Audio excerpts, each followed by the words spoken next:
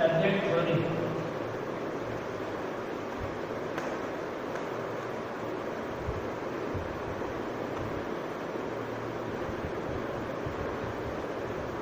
AC circuit and related vector. आज का जो टॉपिक है वो है AC circuit and related AC परिपथ एवं संबंधित संकल्पनाएं। एसी सर्किट और संबंधित संकल्पनाएं। वैसे एसी सर्किट अपन पहले से पढ़ रहे हैं। एसी सर्किट में प्रतिरोध, प्रेरक और संधारित्र, इन तीनों को सीरीज में किस प्रकार से जोड़ते हैं और उनके क्या क्या संकल्पनाएं हैं वो आज अपन पढ़ेंगे। AC circuit and related AC circuit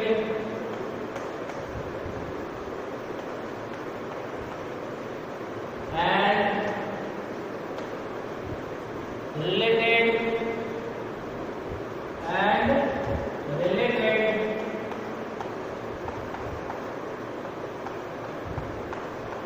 AC circuit and related vector AC circuit and related vector AC परिपथ एवं संबंधित सदिश संकल्पनाएं। AC सर्किट, AC परिपथ, एसी परिपथ और संबंधित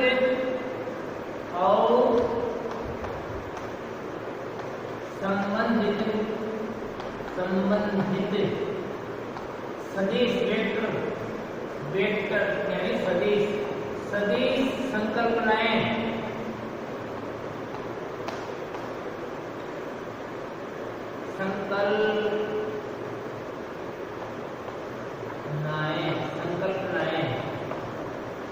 संकल्पनाएं एसी परिपथ और संबंधित संकल्पनाएं। अब देखो एसी सर्किट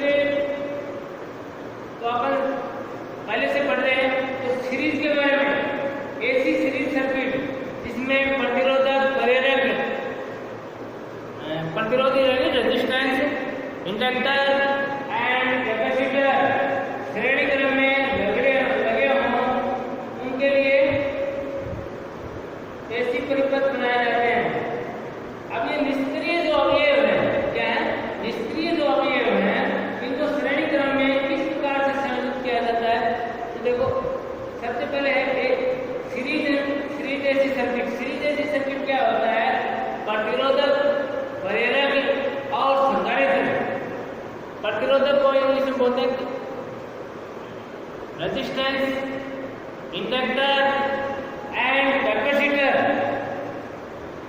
इन तीनों को श्रेणी क्रम में लगाकर श्रेणी परिपथ बनाए जाते हैं। इन तीनों को श्रेणी में जोड़कर, श्रेणी क्रम मैंने पहले पढ़ाया था, समांतर क्रम और श्रेणी क्रम। श्रेणी क्रम में किस प्रकार जोड़ा जाता है और उसके लिए क्या क्या परिपथ बनते हैं और उसके अलग अलग उसमें पावर फैक्टर कैसे ज्ञात करेंगे, करंट कैसे ज्ञात करेंगे और उसका क्या प्रभाव होगा। तो निष्क्रिय अवयवों को श्रेणी क्रम में निम्न प्रकार से संयोजित किया जाता है। निष्क्रिय कंपोनेंट, निष्क्रिय अवयवों को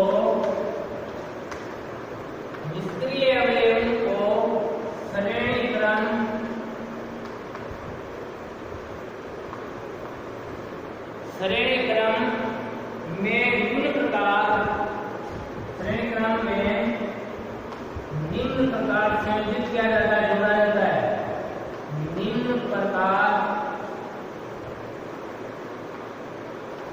निम्न प्रकार संयोजित किया जाता है, जोड़ा जाता है, किया जाता है। निष्क्रिय अवयवों को श्रेणी क्रम में निम्न प्रकार संयोजित किया जाता है। अब किस किस प्रकार से उनको अपन जोड़ सकते हैं? तो पहला है प्रतिरोध और इंडक्टर।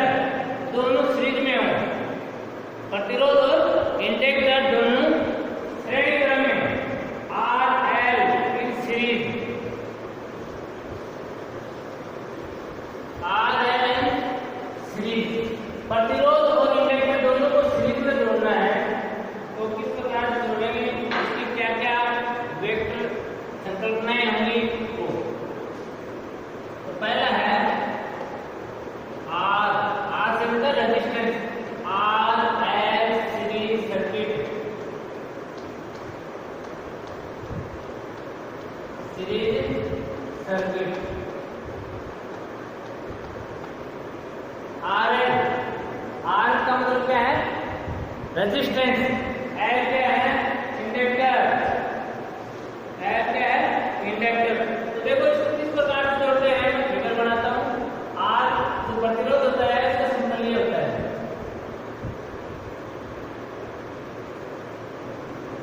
इंडक्टर यानी कॉइल, ये कॉइल है।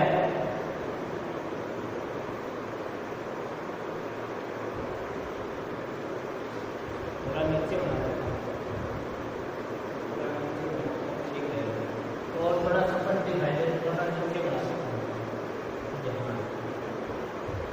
ये देखो ये प्रतिरोध है और ये है कॉइल इंडक्टर, ये दोनों श्रेणी क्रम में जुड़े हुए हैं।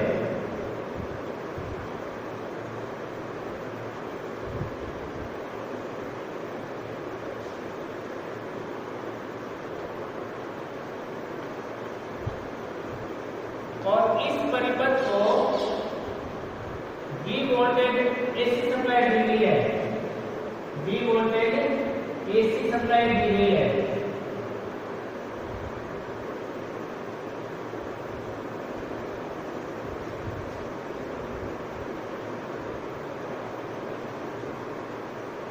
इनके सिरों पर जो वोल्टेज ड्रॉप है वो वोल्टमीटर लगा करके और ज्ञात करते हैं। यहाँ जो वोल्टमीटर लगाएंगे वो प्रतिरोध के सिरों पर वोल्टेज ड्रॉप बताएगा VR। ये रेजिस्टेंस है, ये इंडक्टर है L।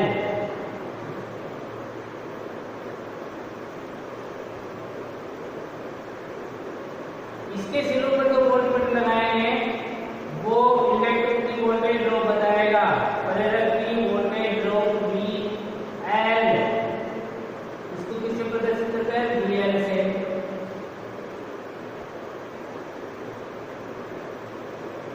इस प्रकार से ये सर्किट डायग्राम हो गया। अब इसका बनाना है आपको वेक्टर डायग्राम। वेक्टर डायग्राम में अब देखो इस परिपथ में विद्युत धारा के वोल्टेज से पश्चगामी कोण का मान होगा। पश्चगामी कोण बनेगा, कौन सा कोण बनेगा? पश्चगामी कोण बनेगा और इसका मान 90 डिग्री से कम होगा। इस परिपथ में विद्युत धारा का वोल्टेज से जो कोण बनेगा वो 90 डिग्री से पश्चगामी बनेगा, पश्चगामी बनेगा। इसका जो वेक्टर डायग्राम होगा वो इस प्रकार से होगा, तो यहां बना रहा हूं।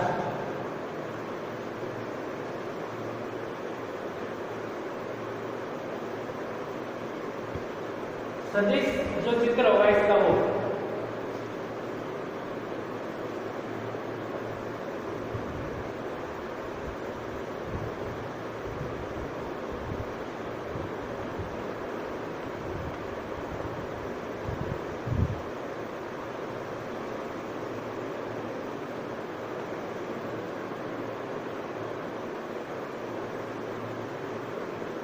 ये वो पॉइंट है। और देखो ये जो कोण बन रहा है ये फाई कोण है, यहां से लेकर यहां तक 90 डिग्री से कम हो गए। अब देखो ये है VR, रेजिस्टेंस में वोल्टेज ड्रॉप।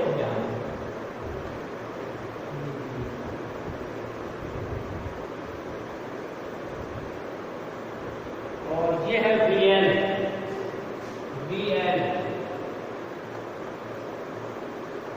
इंडक्टर में वोल्टेज ड्रॉप, इंडक्टर में वोल्टेज ड्रॉप।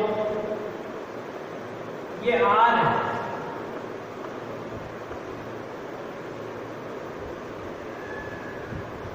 ये पॉइंट A है, नीचे वाला क्या है? A point A। अब ये त्रिभुज बन रहा है, ये त्रिभुज बन रहा है, ये VR है, ये क्या हो जाएगी? VL, ये हो जाएगी। इस परिपथ में विद्युत धारा वोल्टेज से 90 डिग्री से कम पश्चगामी होती है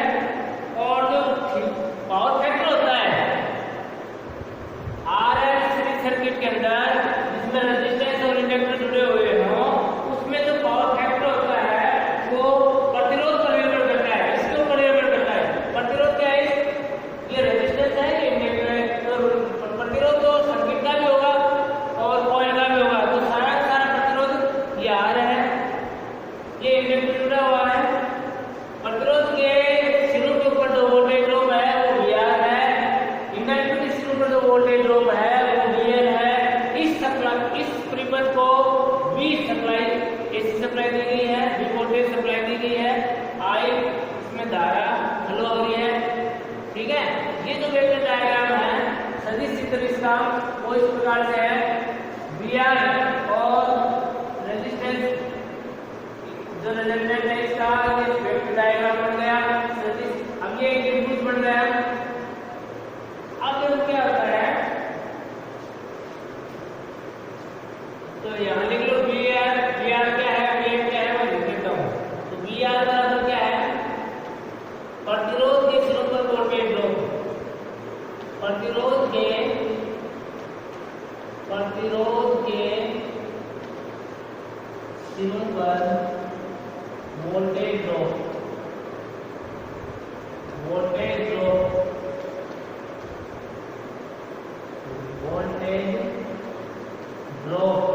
वोल्ट में, इसकी इकाई क्या है वोल्ट। VA क्या है प्रेरक के सिरों पर वोल्टेज ड्रॉप। प्रेरक यानी इंडक्टर। ये हिंदी के वर्ड थोड़ी हार्ड होती है तो इंडक्टर समझ। VA प्रेरक के सिरों पर वोल्टेज ड्रॉप।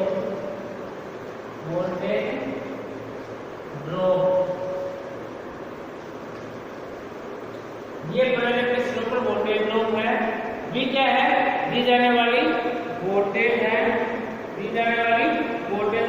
अब ये जो V वोल्टेज है ये VR इसका और इसका वेक्टर योग, इसका और इसका वेक्टर योग है। समझ रहे हो ना। इस त्रिभुज में ये त्रिभुज बन गया यूं, मैं बना देता हूँ समकोण त्रिभुज होगा ये।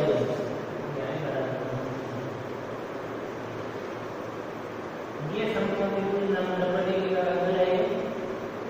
ये एंगल है फाई, ये O, ये A, ये B पॉइंट मान लो।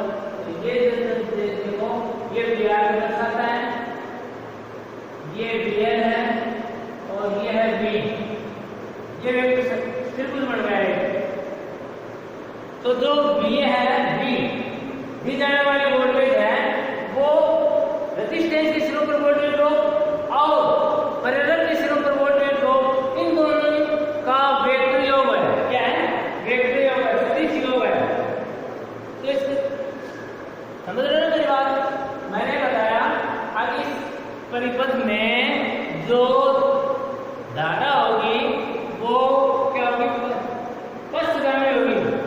धारा वोल्टेज से 90 डिग्री से कम डिग्री से पश्चगामी होगी, पीछे रहेगी। ठीक है। अब देखो ये त्रिभुज बन गया। तो इस त्रिभुज में जो रेजिस्टेंस के सिरों पर वोल्टेज ड्रॉप और प्रेरक के सिरों पर वोल्टेज ड्रॉप है वो त्रिभुज के इकाई द्वारा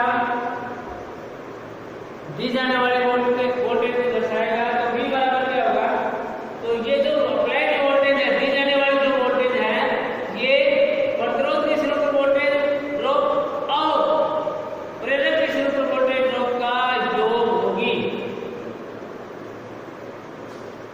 तो यहाँ पर क्या लिख रहे हैं इस तरह देखना। तो V बराबर क्या हो जाएगा V स्क्वायर बराबर हो जाएगा VR square plus VL square. ये वेक्टर योग हो गया इसका। अब देखो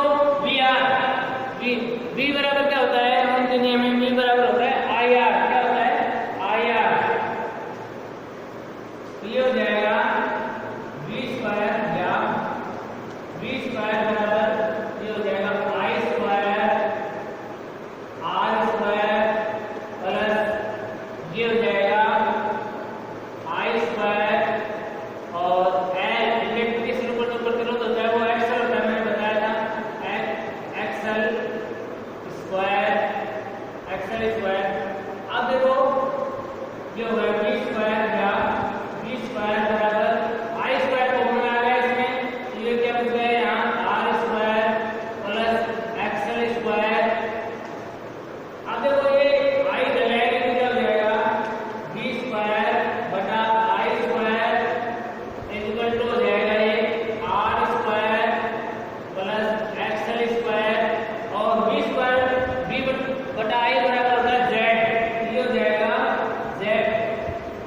या जेड स्क्वायर बराबर R square plus XL square. XL क्या है? इंडक्टिव रिएक्टेंस,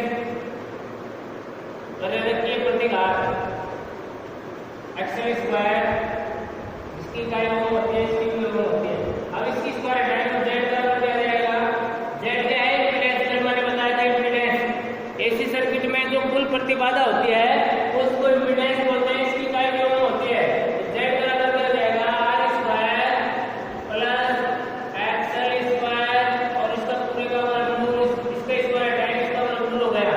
तो इम्पीडेंस ज्ञात करने का आर एल सीरीज सर्किट में इम्पीडेंस जो ज्ञात करते हैं अपन, तो उसका फार्मूला क्या हो जाएगा? मैं यहाँ पर लिख रहा हूँ जेड बराबर हो गया R square plus X L square इसका पूरे का वर्गमूल। अब देखो आर क्या है? इसमें मैंने प्रतिरोध है, मैंने बता दिया था। एक्स क्या है? Inductive reactance. इंडक्टिव रिएक्टेंस का मतलब है प्रेरकीय प्रतिघात, प्रेरकीय प्रतिघात है। ठीक है, तो अपन देखो आर एल सीरीज सर्किट में इम्पीडेंस ज्ञात कर लेंगे। दूसरा, इस परिपथ में आर एल जो सीरीज सर्किट होता है इसमें पावर फैक्टर ज्ञात करने का जो फार्मूला पावर फैक्टर का मैंने बता दिया था, ये है क्या है? फाई। तो cos थीटा बराबर क्या हो जाएगा? आर बटा जेड। जो तीसरी परिभाषा मैंने बताया कि शक्ति गुणांक में वो है आर बटा जेड। आई बराबर क्या होता है? अब देखो इसमें आई में अपन आई में निकाल सकते हैं।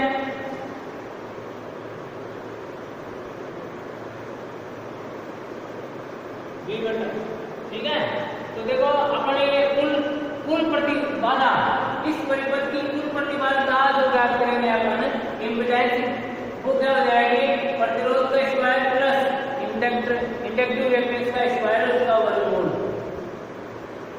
इस तरह मैं न्यूमेरिकल जाऊंगा तब समझ में आ जाएगा। तो आर एल सीरीज सर्किट में जो करंट होती है, धारा होती है, वो वोल्टेज से पश्चगामी होती है, 90 डिग्री कोण से पश्चगामी होती है।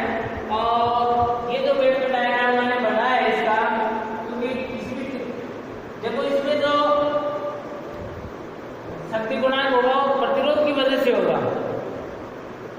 अब देखो ये प्रतिरोध के सिरों पर वोल्टेज ड्रॉप है आधार, अब ये है इंडक्टर के सिरों पर वोल्टेज ड्रॉप, और ये जो दी जाने वाली वोल्टेज परिणामी वोल्टेज है। समकोण त्रिभुज में अपन क्या करेंगे? 90 डिग्री का है तो करंट स्क्वायर देखो फेजर डायग्राम में, देखो इधर ये फेजर डायग्राम है। फेजर डायग्राम में क्या है? जो पाइथागोरस प्रमेय है वो क्या कहती है? करंट स्क्वायर बराबर क्या होता है? लंब स्क्वायर प्लस आधार स्क्वायर, या आधार स्क्वायर प्लस लंब स्क्वायर। तो मैंने ये किया है यहाँ देखो, ये फेजर डायग्राम है V, तो V स्क्वायर यानी करंट स्क्वायर बराबर आधार स्क्वायर आर स्क्वायर प्लस ये क्या है? लंब स्क्वायर। ठीक है, अब देखो V वोल्टेज होती है, ओम के नियम में V बराबर क्या होता है? I R.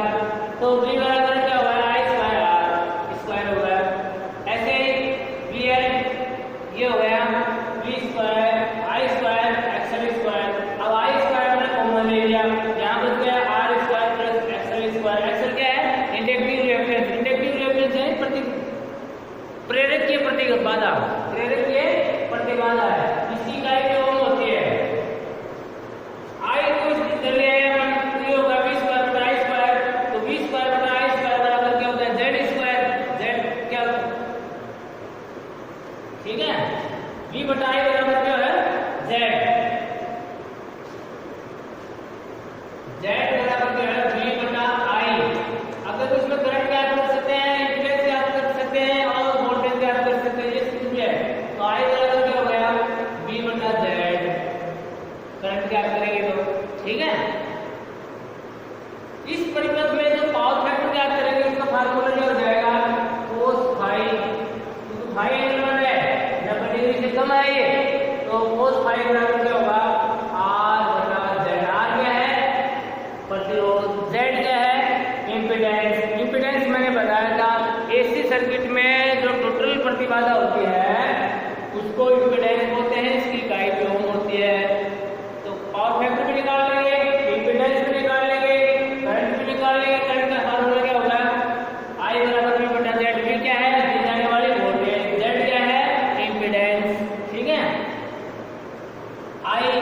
किसमें निकलेगी, एम्पियर में। वोल्टेज जो होती है वो भी वोल्ट में होती है इस सर्किट की। अब उसके बाद में इसकी पावर ज्ञात करेंगे। पावर कैसे ज्ञात करेंगे, आरएल जो सीरीज सर्किट होता है इसमें पावर होती है वो अभी मैं ये बता देता हूँ, ध्यान रखना।